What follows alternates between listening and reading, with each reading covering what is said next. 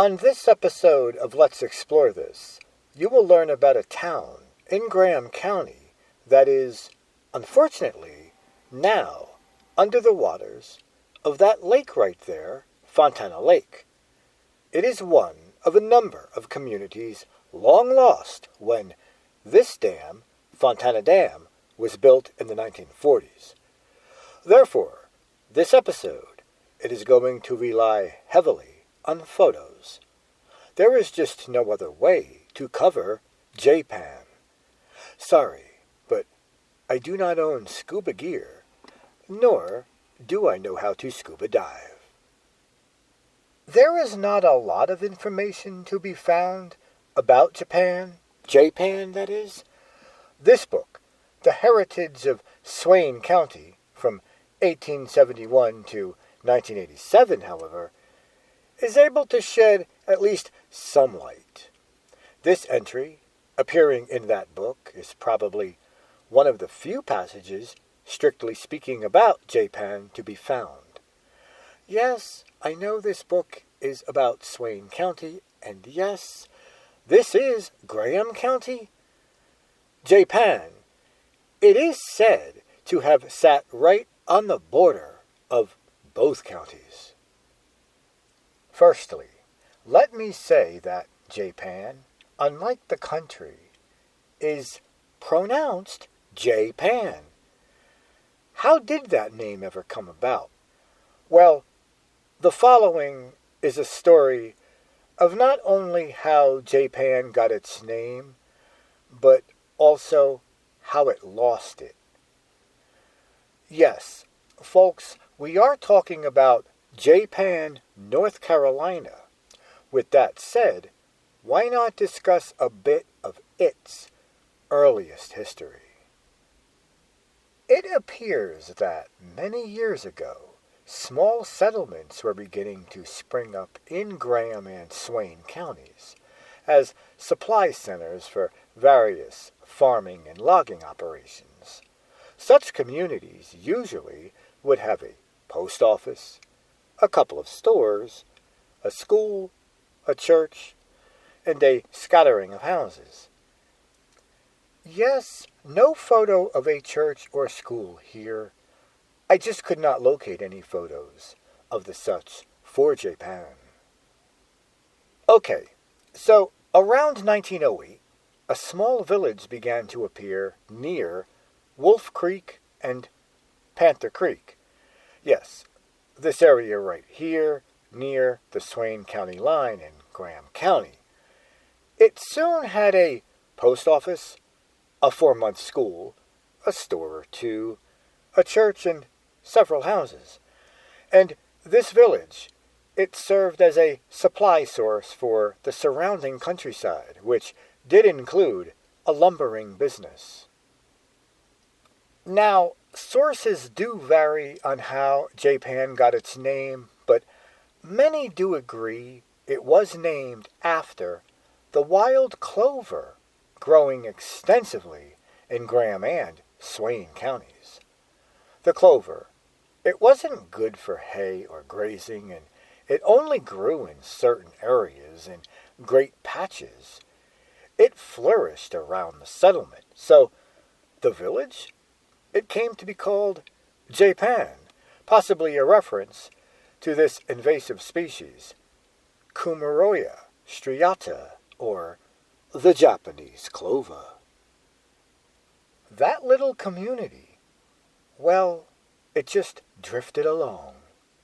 An old gentleman, not shown here, named John Andrews, ran the post office for 20 or more years. Then came the war with Japan in 1941. Well, not this Japan, but this Japan. Well, people started coming to the tiny settlement on Wolf Creek and mailing what appeared to be an unusual number of letters and postcards. The reason that soon became apparent was that folks were sending letters to friends and relatives, postmarked Japan. the homeland of the enemy. Well, nobody in their right mind would consider Japan an enemy today, but back in those days, sure, it might have amused some.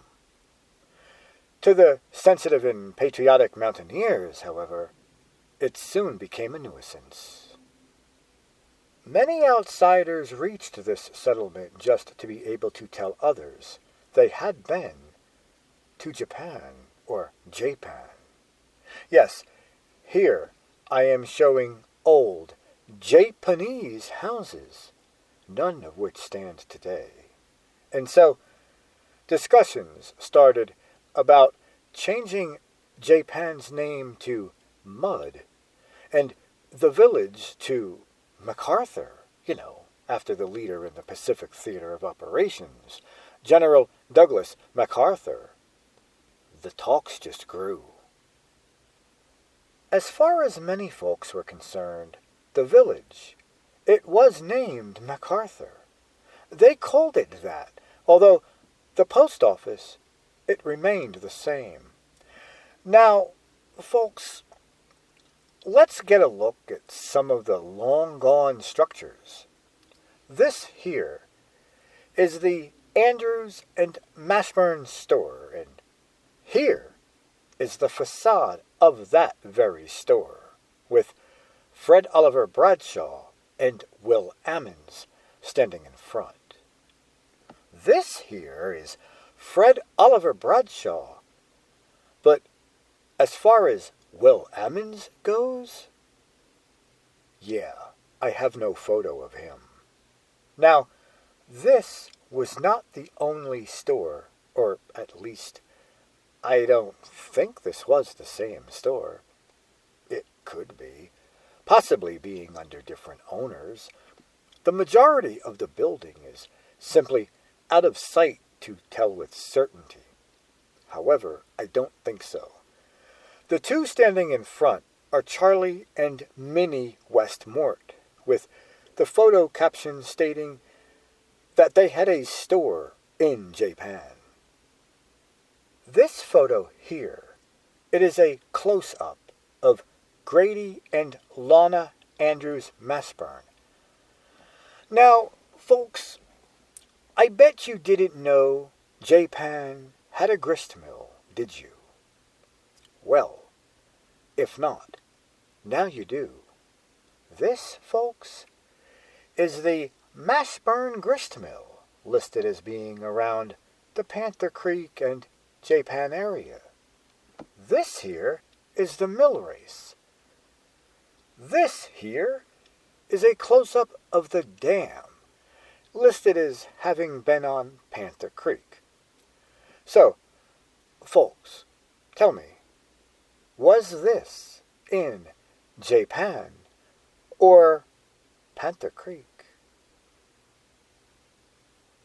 Well, close enough, I guess, to be associated with both places.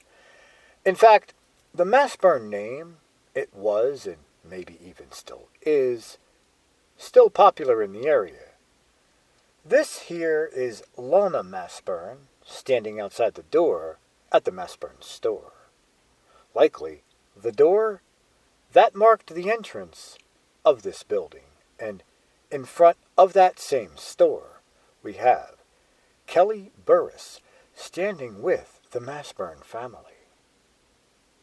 Here we have, at a house, Mrs. George Burris with Kelly and Charles Burris. Of course, you have seen this photo already. This woman here, though, standing outside the post office, that is Hazel Taylor. This is not the full town, but it is the only view of a large part of the town I can find, possibly even the only one existing.